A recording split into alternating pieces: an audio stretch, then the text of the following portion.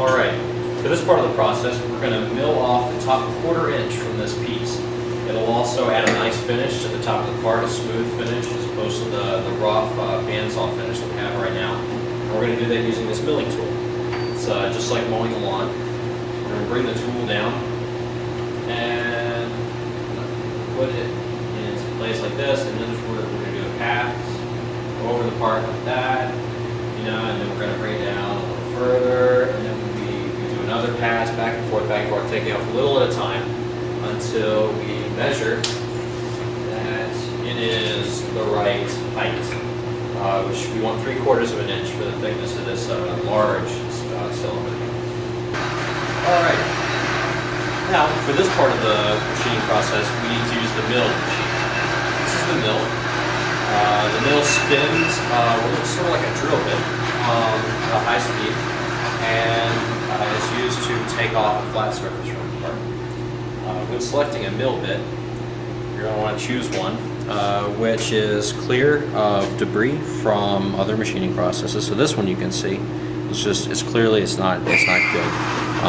It's full of aluminum that's been sort of just stuck in there from machining a piece of aluminum. Somebody did a little too high speed and it kind of melted in there. It's fused with the tool. This will give you a bad finish. It'll cut really hard. It's not really something you need to get involved with. So what you're looking for though is a good clean tool bit like this. This one's been, you see the corner there has sort of been taken off a little bit. It's been used pretty heavily, but it should still work for us. This one is about the same. Might work a little better, looks to be a little newer. So we're going to use this one.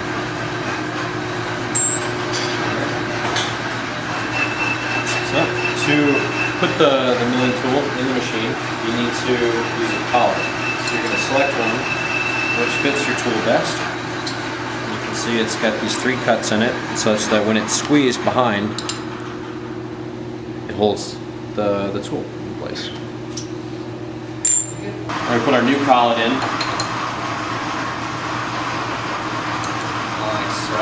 You just have to twist it around until it finds the groove. It goes in. You go and put your tool in. You got to put it in before you tighten the machine, otherwise you won't be able to fit the tool in. So you push it up, and the lock is still on now. And now you just turn this to the right. Because the back of this is threaded, so it's actually screwing onto the collet. You get as much as you can with your fingers. And then you come in and tighten it just a little more until you feel like they really stop. Take the lock off, and you're ready to go.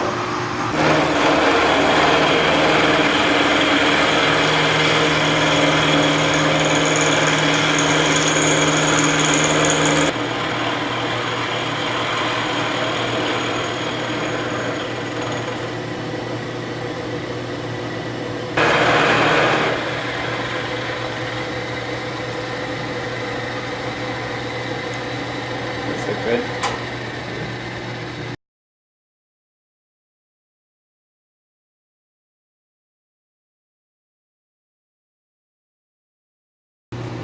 Alright, we're in the home stretch for this part. And what we need to do now is put a hole in the very center of the back end of it that we've been machining, that we milled down to a smaller length. And after we put that hole in it, we're going to then thread that hole so that it can take a screw. Right now though, the challenge is to find the very center of this using our drill bit. And our drill bit that we've selected is a number 33 drill bit, which is the size recommended for an NF 640 thread, which we're going to put in the back end of that. So you need to make sure that your drill bit matches your thread. Alright. Alright. You start to move in on the part. You go real slowly. It's a very thin bit, so you don't want to put a lot of stress on it. You can back out after you push in a little bit. It helps get rid of those metal shavings. Depth here is not really important. We're just going to drill the hole and then thread it as far down as it goes. So you don't really have to take careful accounting of the depth of this. It's just not really key. Alright, that should be plenty deep enough for us. So, stop the machine, back this off, and use the air hose to clean it.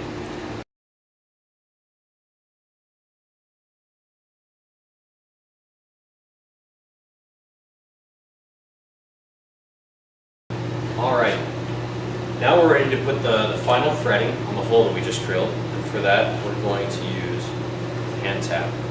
The hand tap tool is able to take a little threading tab, and basically it fits in there, and then you screw it in and it locks in. The back of this is a removable piece, and you can put it in the drill chuck like you see I've done here, and that way I can take my hand tap and slide it up in there, and then I can use this to help myself center. So I haven't moved this since I drilled the hole, so I know it's already centered. I don't have to mess with it. You can see here it's not been moved. So I come down here and just push, and then it starts to go in. And then you just turn.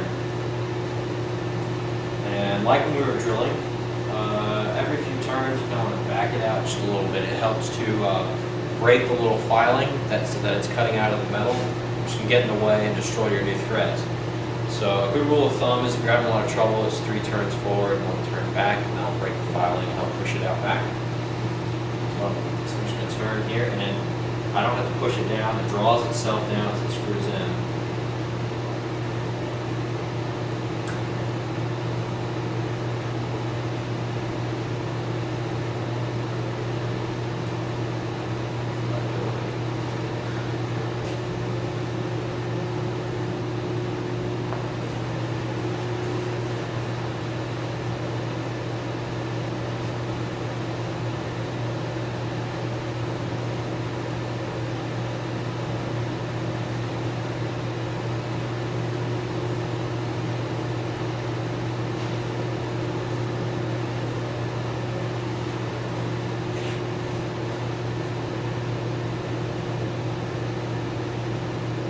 Okay, and when you reach the end of the hole, you can really feel it. It tries to draw itself forward, but it doesn't go down any further.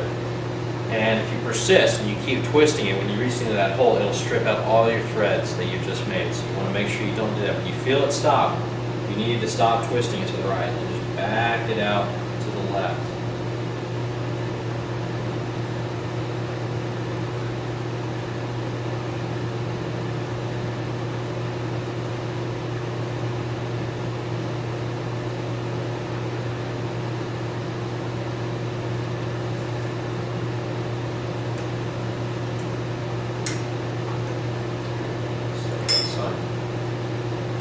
You visually inspect it. You make sure that you've got all the threads you need. They're good, clean threads. So let's bring the camera in. Okay. So just by visual inspection, so we have nice, clean threads going as far down as we can see. So that's a success.